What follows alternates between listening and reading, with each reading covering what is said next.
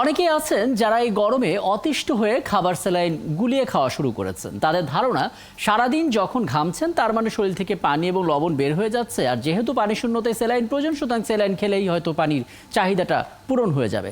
চিকিৎসকরা বলছেন এতে ভয়ানক বিপদ হতে পারে। অকারণে অতিরিক্ত স্যালাইন পান মৃত্যু ঝুঁকি বাড়াতে পারে। একজন সুস্থ স্বাভাবিক মানুষের জন্য দৈনিক খাবারে লবণ গ্রহণের সর্বোচ্চ গ্রহণযোগ্য মাত্রা হলো 6 গ্রাম বা আধা চা চামচেরও কম। এক প্যাকেট ওরসালাইনে থাকে 1.3 গ্রাম সোডিয়াম, কিন্তু কেউ দিনে 10 প্যাকেট অর্থাৎ দিনে 6.5 গ্রাম সোডিয়াম খেলে লবণের পরিমাণ দৈনিক সর্বোচ্চ মাত্রার চেয়ে অন্তত 3 গুণ বেশি হবে। এর বাইরে আমরা যে নিয়মিত খাবার খাই তাতেও কিন্তু লবণ থাকে, তাই অতিরিক্ত স্যালাইন পানে লবণের মাত্রা বৃদ্ধিতে মৃত্যু ঝুঁকি তৈরি হয়। চিকিৎসকরা বলছেন স্যালাইন কোনো সাধারণ খাবার নয়, এটা একটা ওষুধ। মন চাইলেই স্যালাইন পান করা উচিত নয়। পানিতে স্যালাইন মেশানোর একটা নিয়ম আছে, এটা বিভিন্ন পত্রপত্রিকার বিজ্ঞাপনে আমরা খুব ভালো মতোই জানি। যেমন আধা লিটার পানিতে 1 প্যাকেটের পুরো স্যালাইন মেশাতে হবে, এর চেয়ে বেশি না বা কম না। কখনোই গরম পানিতে স্যালাইন বানানো যাবে না, আবার ফ্রিজের অস্বাভাবিক ঠান্ডা পানিতেও স্যালাইন মেশানো ঠিক না। কিন্তু এখন অনেকেই আছেন যারা এগুলো নিয়ে মাথা ঘামাচ্ছেন না। গ্লাসে একটু পানি নিয়ে বেশি করে স্যালাইন মিশিয়ে সেটা একবারে খেয়ে নিচ্ছেন অথবা সারাদিন ধরে খাচ্ছেন। এগুলোতে আসলে কি বিপদ তৈরি হতে পারে, আমরা আলাপটা করতেই চাই। আমাদের সঙ্গে আছেন জ্যেষ্ঠ জনস্বাস্থ্য বিশেষজ্ঞ ডাক্তার আবু জামিল ফয়সাল। জনাব আবু জামিল ফয়সাল, আপনাকে আমন্ত্রণ জানাচ্ছি। আমরা আসলে প্রতিবেদন তৈরি করতে গিয়ে বিচিত্র রকমের অভিজ্ঞতার মুখোমুখি হই। যেমন একজনের সঙ্গে কথা হচ্ছিল, তাকে বেশ আত্মবিশ্বাসী মনে হচ্ছিল, কারণ তিনি বলছিলেন যে এই গরম তাকে কাবু করতে পারবে না, কারণ তিনি পানির পরিবর্তে এখন স্যালাইন খাচ্ছেন।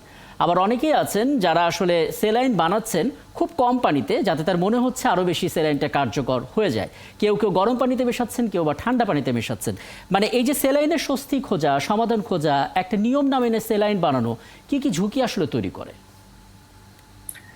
ধন্যবাদ রাকিব, আপনার এই প্রশ্নটা খুবই তাৎপর্যপূর্ণ। কেননা এই সময়ে লোকজনরা হঠাৎ করেই মানে বেশ কিছুদিন থেকে আমরাও দেখতেছি যে পানি খাচ্ছে, পানির সঙ্গে স্যালাইন মিশিয়ে খাচ্ছে এবং খুবই অতিরিক্ত পরিমাণের স্যালাইনও খাচ্ছে। কিন্তু এইখানে যে স্যালাইনটা কোনো মানে ইচ্ছা হইলো আর খেলাম, তা কিন্তু হওয়ার কথা না। এটা এটা একটা ঔষধ। এটা ঔষধ আমাদেরকে মানে পানি শূন্যতা, এবং পানি শূন্যতা হইলে পরে যে ইলেকট্রোলাইটগুলা আমাদের শরীর থেকে চলে যায়, সোডিয়াম, ক্লোরাইড, পটাশিয়াম ইত্যাদি, সেইগুলার মানে পূরণ করার জন্য স্যালাইন। তো এখন গরমে ঘাম হয়, ঘামে আমাদের প্রচুর পানি চলে যাচ্ছে শরীর থেকে, সেটা ঠিক, এবং সেইখানে সেটার সঙ্গে কিছু ইলেকট্রোলাইট চলে যাচ্ছে। কিন্তু যতটুক ইলেকট্রোলাইট যাচ্ছে সেটা কিন্তু সেই পরিমাণের জন্য, মানে যতটুক যাচ্ছে তার জন্য ওই 1 প্যাকেট স্যালাইন পুরো 1 গ্লাস পানিতে মিলে খাওয়াটা একেবারেই ঠিক না।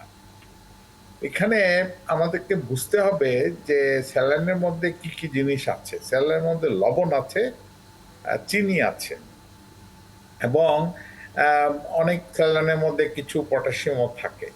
তো আমাদের লবণটা হলো খুবই মানে মারাত্মক একটা জিনিস। এবং আপনি কিছুক্ষণ আগে যেটা বলছিলেন যে আমাদের সারা দিনে আধা চামচ বা ঠিক এর থেকে একটু হয়তো বেশি পরিমাণের স্যালাইন খাওয়া নিয়মিত খাওয়া যেতে পারে, এবং ওইটুক খেলে পরেই আমাদের শরীরের যে প্রেশার পার্টিকুলারলি এটাকে মেনটেন করার জন্য ওই আধা চামচ বা তার থেকে একটু কম এইটুক খেলে পরেই আমাদের ব্লাড প্রেশার ঠিক থাকবে। কিন্তু এর থেকে বেশি খেলে পরেই মানে আমাদের স্যালাইনের সঙ্গে যদি মিলে আমরা বেশি পরিমাণের খাই, তো সেইখানে তখনই ব্লাড প্রেশারের অতিরিক্ত মাত্রায় বেড়ে যাওয়ার সম্ভাবনা থাকে।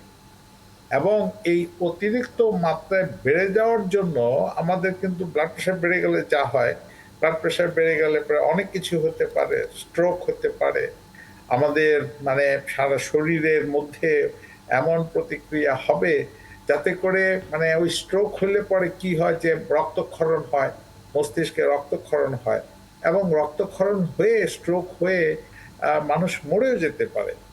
তো সেইখানে আমরা কেন এই মানে ঘাম হচ্ছে বলেই বাজার থেকে সমানে সস্তা দামে স্যালাইন, মানে স্যালাইন অনেক ধরনের আছে, এখন অনেক সস্তা দামের স্যালাইনও আছে, তো সেইগুলোও কিনে খাচ্ছে লোকজন।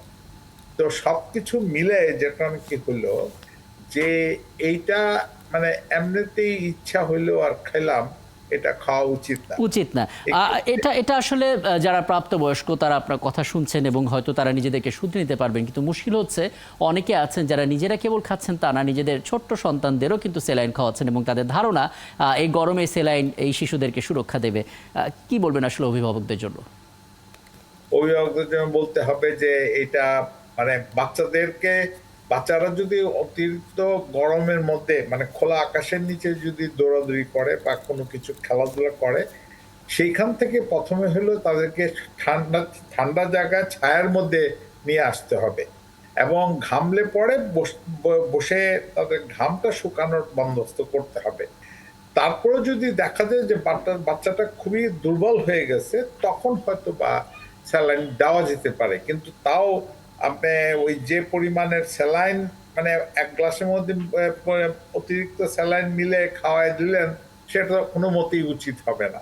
তো সেই জন্য বাচ্চাকে সুরক্ষার জন্য আপনাকে আরো অন্য কাজগুলো করতে হবে স্যালাইন খাওয়ানোর আগে। স্যালাইনটা অনেক শেষে গিয়ে একদম যখন দেখেন যে বাচ্চাটা নেতায় পড়ছে সেরকম, তাও আমি বলবো যে বাচ্চাদেরকে স্যালাইন খাওয়ানোর আগে ডাক্তারের পরামর্শ নেওয়া উচিত এবং সেইখানে ডাক্তারের পরামর্শ অনুযায়ী উনি যদি স্যালাইন খেতে বলেন তাহলে অবশ্যই খাওয়ানো যেতে পারে। জি, সামাজিক যোগাযোগ মাধ্যমে দুটো প্রশ্ন খুব বেশি আসছে, দুটো জেনেই আসলে আলাপটা শেষ করব। প্রথমত, যে গরম বাইরে পড়ছে, যে পরিমাণ মানুষ ঘামছেন, সেখানে আসলে সেলাইন বিকল্প হতে পারে কিনা, যদি হয়ে থাকে তাহলে সেক্ষেত্রে মানুষ কখন বুঝবে তার সেলাইন খাওয়াটা উচিত, কোনো মাত্রা বা কোনো নির্দেশনা? ঘাম যে পরিমাণে বেরোচ্ছে এবং গরম যে পরিমাণের হইছে, সেইখানে অল্প ঘাম বা ঘাম হইলেও বেশি ঘাম হইলেও স্যালাইনটা কিন্তু মানে না, সেখানে পানি হইলো দরকার, বেশি করে পানি খাওয়া, মানে বিশুদ্ধ পানি আবার সেই রাস্তার ধারের শরবত বা রাস্তার ধারের লেবু পানি ওগুলা খাওয়া একেবারেই উচিত হবে না। সেগুলো থেকে আবার পেটের পীড়া হবে, পায়খানা হবে, পাতলা পায়খানা, ইভেন আমি দেখছি এখন ইদানিংকালে টাইফয়েড হচ্ছে। তো সেই জন্য পানি খেতে হবে, বিশুদ্ধ পানি খেতে হবে।